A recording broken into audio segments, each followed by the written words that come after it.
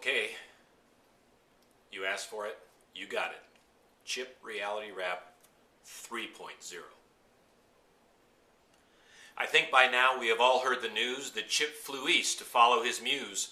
For a couple of weeks we fell for the ruse, and who knows what factors led him to choose. Was it money, prestige, or blue label booze, De Niro's silver lining playbook reviews, or did Kelly feel that he paid all his dues to all the Duck fans in their green Nike shoes? Who cares? It's Chip, not us, who will lose, 'cause those Eagles might not follow his cues, but now it's time to bid our adieus. This might be the last time to make up a rhyme, but if I had a dime for every time Chip changed his mind to leave Oregon behind, I just might find a solid gold mine tucked inside my credit line.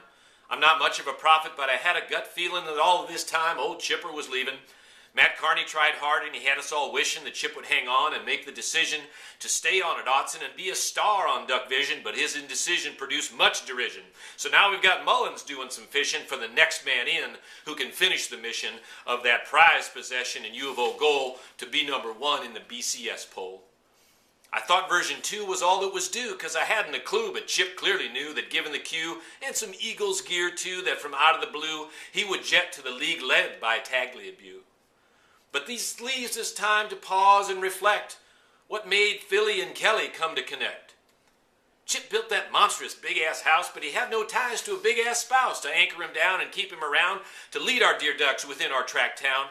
And perhaps the love chat that he had with Phil Knight wasn't enough to make it quite right. He still took flight, in fact, just tonight, to leave us in spite of a job that just might not be that tight or reach quite the height of a Cannon Beach kite. For a week or two more, we thought he would stay. It made the front page of the Guard for a day, making us feel like we won the day. But he must have been nervous, because hiding the purpose was Kelly lip service. Someday we might learn what rhyme or what reason, or was he just having some fun and just teasing about him staying for at least one more season? Maybe the ruling coming down the pike about actions the NCAA didn't like, that in spite of a generous contract from Nike was enough to make Chip take a hikey. The death penalty threat and stuck sanctionized left him like Urban, OSU ostracized, or even worse yet, USC kiffinized. All the job shopping, all the chip chopping, all the hip hopping and constant flip flopping led us to pondering what might be stopping Chipper from popping. Make us feel like we're riding a yo-yo. Perhaps it's a sign that maybe he's schizo. But it left us to wonder, with all that Chip know-how, was it a mad dash for a big chunk of cash, or more like the boys who rocked in the clash, should I stay or should I go now?